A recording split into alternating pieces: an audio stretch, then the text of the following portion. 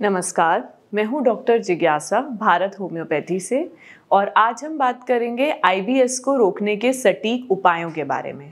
अगर मैं बात करती हूं आईबीएस की मैनेजमेंट की, यानी कि डाइटरी अप्रोच या फिर स्ट्रेस मैनेजमेंट, कुछ भी रीज़न है आईबीएस होने का, तो उसमें सबसे इम्पॉर्टेंट फैक्टर जो हमें ध्यान रखना है वो है कि एक इंडिविजुअलाइज्ड अप्रोच होती है। यानी कि कुछ चीज़ें जो एक पेशेंट को सूट कर सकती हैं वो हो सकता है दूसरे को सूट ना करें, क्योंकि आईबीएस होने की अलग अलग वजहें होती हैं। फूड इंटॉलरेंस भी रीज़न होता है, कईयों का स्ट्रेस होता है, कुछ लोगों का रीज़न होता है कि बहुत ज़्यादा उन्होंने लाइफस्टाइल में बहुत खराबियां हैं, जैसे कि अल्कोहल ड्रिंकर हैं, स्मोकर्स हैं। तो ऐसे हर किसी के अलग अलग फैक्टर्स हैं आईबीएस होने के। अब अगर मैं बात करती हूँ कि किस तरीके से डाइटरी मैनेजमेंट की जाए, तो इसमें सबसे इम्पॉर्टेंट होता है कि आप पहले खुद को हाइड्रेटेड रखिए। खूब सारा पानी पीना और जितने भी जूसेस हो गए, जो फ्रेश फ्रूट जूसेस होते हैं, और जितना भी आपका ये नारियल पानी, ऐसी चीज़ें जो आपकी बॉडी को हाइड्रेटेड रखें, ये बहुत ज़रूरी हैं। दूसरा, जितना भी फर्मेंटेड कार्बोहाइड्रेट्स हैं, जिसे फॉडमैप फूड भी कहा जाता है, यानी कि ग्लूटन रिच फूड, बहुत ज़्यादा वीट का कंजम्पशन करना, मैदा बहुत ज़्यादा खाना, जो बच्चे ज़्यादातर मैगी, मोमोज, पिज़्ज़ा, बर्गर, इस तरीके की चीज़ें जिसमें ब्रेड कंटेंट ज़्यादा है, जैसे कि बहुत सारी चीज़ें ऐसी होती हैं जिसमें आपका आर्टिफिशियल ग्लूटन होता है।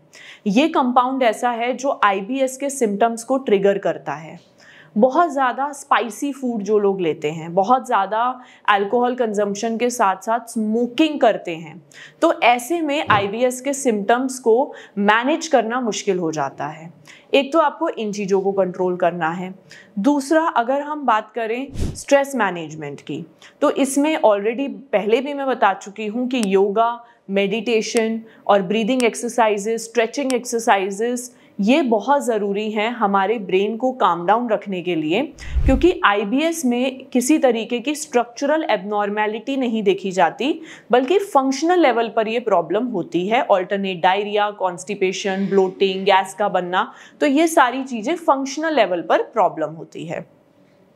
फिर अगर हम बात करें कि कुछ फूड से अगर प्रॉब्लम है, यानी कि अगर आप ये देखते हैं कि कुछ लोगों को एग से प्रॉब्लम हो जाती है, या फिर बहुत ज़्यादा ओवर ईटिंग जो लोग करते हैं, यूजुअली आईबीएस के पेशेंट्स को ये बोला जाता है कि मील्स जो हैं अपने शॉर्ट स्पैन में लीजिए, यानी कि heavy breakfast, heavy lunch, heavy dinner करने से अच्छा आप थोड़ा इस तरीके से कर सकते हैं कि 3-3, 4-4 घंटे के गैप में थोड़ा थोड़ा आप खाते रहिए। कुछ लोग ऐसे भी होते हैं जिन्हें कॉन्स्टिपेशन, डायरिया की दिक्कत रह रही है, उसके बावजूद भी 4-4 रोटियां और बहुत सारा चावल खाने लग जाते हैं।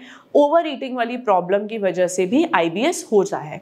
तो अपनी eating habits, sleeping habits, lifestyle, सारी चीज़ें मैनेज करने के बाद जो आपको करना है वो ये है कि आपको अपने आईबीएस के सिम्टम्स को मैनेज करने के साथ साथ स्ट्रेस का भी एक बहुत इंपॉर्टेंट फैक्टर है कि कॉग्निटिव लेवल पर भी ये काम करना है।